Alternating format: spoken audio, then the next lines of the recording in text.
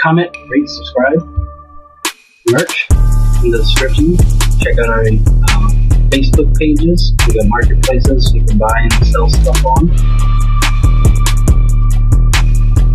This is my Kale defense deck. 1 copy of the leader, 4 SS2 Kefla lightning speed, 4 SS Khalifa rapid, 4 SS2 Khalifa universe 6 combination, 4 SS Kale universe 6 combination, 4 Khalifa the awakened sister, 4 Khalifa saying invalidation, 4 Khalifa the time has come, 4 Zamasu sealed belief super combo, 4 its sister's determination, 4 flying nimbus, 4 Vegeta Unison of Fury, 4 SS Trunks Alter in the Future, and 4 SS4 Broly Prismatic Burst, and then the 1 Baby Hatch Yak. The defensive cards of the deck, of course, is Vegeta Unison of Fury, Baby Hatch Yak, this Khalifa saying validation, the Zamasu Super Combo, the Sister's Determination, the Flying Nimbus, the KO Universe 6 combination. So those are your main defensive cards. Then of course your offensive cards is your Kefla, your dual attack Trunks, your SS4 Broly, which is pretty much going to be a staple on all my decks. He's just so good, just a cheap beater, big boss, big boss. He's the definition of I don't need to combo. Of course, Hatchiak being 40k. Here's another attack, 20k double strike. You can combo with this and play it.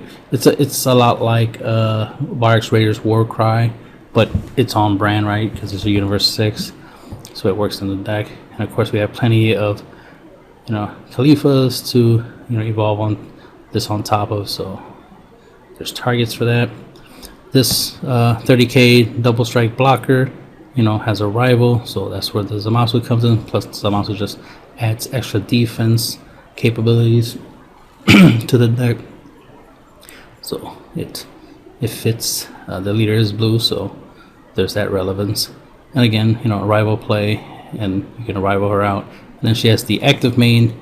If your opponent has 3 or more energy, and you choose 1 card in your hand and discard it, this card gains dual attack for the turn. If the card you discarded with the skill is a copy of this card, draw 2 cards, then choose up to 1 of your opponent's cards and switch it to rest mode. And then of course it has another effect, is auto. So it's already 30k double strike. Give it dual attack, it can attack twice, so potentially 4 damage off this card. Plus it's a blocker, so that's relevant. Auto, when this card is played, choose up to 1 of your opponent's battle cards ignoring barrier and place it at the bottom of your opponent's deck, so it bottom decks while ignoring barrier. So it's really good card. Definitely really good to arrive at during your opponent's turn to stop a one, if you rival and out combo your opponent's attack, well, you stop 1 attack there. Then when this hits the field, you get to use this card's auto to get rid of 1 of your opponent's battle cards ignoring barrier, right? Bottom deck it, which is the best place to put stuff, right? And then the fact that she's a 30k blocker, so just by playing her, you get to stop 3 potential attacks. So potentially you can stop 3 attacks with her. Plus Zamasu, of course, Zamasu's ability to tap down a card, so that also adds to it. So these 2 cards together in synergy can shut down your opponent's turn. You could potentially stop 4 attacks with just these 2 cards. And 3 energy. You need 2 blue, 1 yellow. That won't be that difficult. You're mainly going to charge yellow with this deck, and then of course you're going to ramp to get your blue. So all you have to do is ramp these Khalifas and ramp and charge, obviously. That way you can at least have 2 blue, and then the rest of your energy should just mainly be yellow, because in order to play her you'll need at least 2 blue, and then the rest will be yellow. Everything else here you're just gonna need yellow, right? 2 yellows or 1 or 3 yellows, right? And over here just we need 2, 1 for this one. But then of course most of your cards only require at least 1 blue in order to play them. Keep in mind, Zamasu is a god, not Universe 6. Obviously, you never plan to summon a super combo, but keep that in mind regardless, because you might get tempted to one day be like, drop this and try to go for game, and it's like you can't, because once you trigger these effects, you can't play them. So there's those cards. Sister's Determination is pretty much kind of like a it's kind of like Floodgate Negate, just like Flying Nimbus. Floodgate Negate, just like Vegeta Unison of Fury, Floodgate Negate, so to speak, or at least it has a Floodgate ability.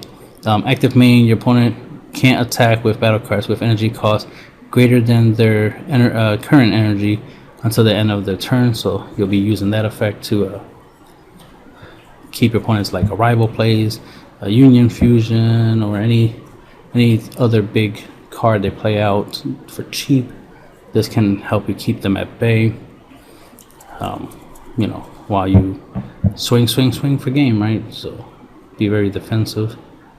So everything here pretty much self-explanatory. This is here both for its dual attack capabilities and its potential to board wipe. Active main, -3 active main, draw one card and choose all of your opponent's battle cards in rest mode and KO them. So this has the potential to board wipe your opponent. Hatchag, of course, when you have 3 more energy, you can play this for free and essentially get another turn. And that has definitely came in handy for me in this, not this build, but in a KO build before, where that just came in clutch. Oh man, that was fun. Not much else to say here. Mostly everything is self-explanatory. Here's another Floodgate, Negate if you use it right. It's not the best. It's not better than Sister's Determination or Flying Nimbus, but it's better to have and not need it than to need and not have, right? So there's that. And then what you want to do typically is you want to mulligan. Like you could keep one, but don't try to keep multiples. Like when I was playing with the archetype, I was trying to keep them so I can ramp them, but it became a little redundant or unnecessary when it's like, okay, I'm already going to be charging certain colors already or certain cards, and just having a whole bunch of these is kind of pointless because I will end up charging them. What you want is through a couple of turns within the game, these pop up, like when you draw, when you swing with the leader, and then charge. So mulligan them away. You want to keep one, but mostly mulligan any extra copies. And then when you start swinging your leader, hopefully you'll start drawing copies of these cards, and then start ramping. Don't try to hold on to them in your opening hand. Try and save them to ramp, because it is pointless, is what I'm saying. It's unnecessary. You will eventually draw them and eventually use them to ramp.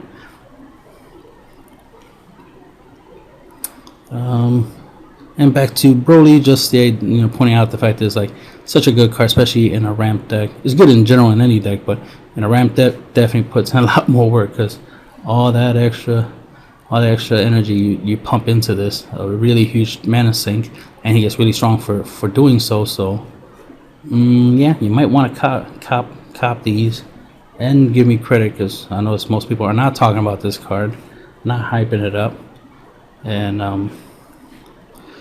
it is good. And if people do start using it, I better get credit for it. Anyway, that's the end of the video.